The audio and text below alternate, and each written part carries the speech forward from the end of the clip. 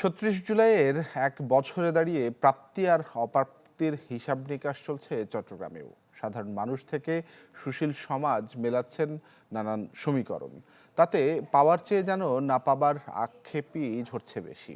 এত অপূর্ণতার মাঝেও একটু হলেও আশার সলতে জ্বালিয়ে রাখতে চান তারা, জানাচ্ছেন ইমদাদুল হক। ছাত্র জনতার অভূতপূর্ব আন্দোলনে ১.৫ দশকের স্বৈরাচারী শাসনের পতন। তাতে এমন বাঁধ ভাঙা উল্লাস ছিল ঠিক এক বছর আগে চট্টগ্রামের সড়ক, মহাসড়ক, পাড়া গলি সর্বত্র।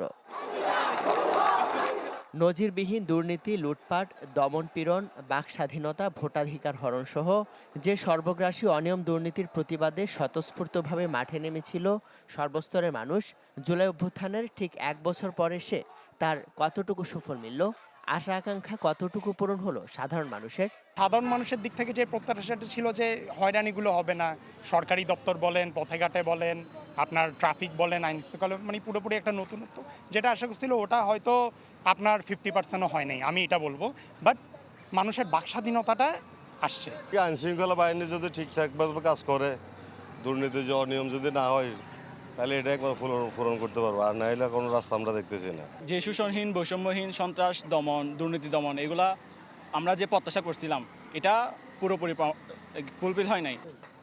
যে গগনচুম্বী প্রত্যাশা নিয়ে নতুন বাংলাদেশের যাত্রা শুরু হয়েছিল, তা নিয়ে সাধারণ মানুষের মতোই আক্ষেপ আছে সুশীল সমাজেরও। বিভিন্ন শ্রেণী পেশার বিশিষ্টজনরা বলছেন যে ঐক্যবদ্ধ আন্দোলনে গণ অভ্যুত্থান হয়েছিল, ব্যক্তি, দল আর গোষ্ঠীর স্বার্থে বিভক্তি তৈরি হয়ে সে স্বপ্ন বাস্তবায়ন থেকে এখন অনেক দূরে বাংলাদেশ। আইন শৃঙ্খলা পরিস্থিতিটা আর একটু যদি বেটার থাকবে আমরা মনে করেছিলাম। সব কিছু মিলিয়ে যে আমরা একটা মানে অস্থিরতার মধ্যে আছি, অস্থিরতাটা আসলে যাওয়া দরকার। কারণ আমরা তো সুখী সমৃদ্ধ সবাই ভালো বাংলাদেশ চাই। যে প্রত্যাশা আমরা করেছিলাম, আমার মনে হয় সেই প্রত্যাশা আমাদেরকে, কাঙ্ক্ষিত প্রত্যাশা আমাদেরকে নিতে পারেনি। কারণ অনৈক্য, আমাদের নিজেদের গোষ্ঠী এবং আমি বলবো কিছুটা দলীয় স্বার্থ, ব্যক্তি স্বার্থের কারণেও আমরা সেটা পারিনি।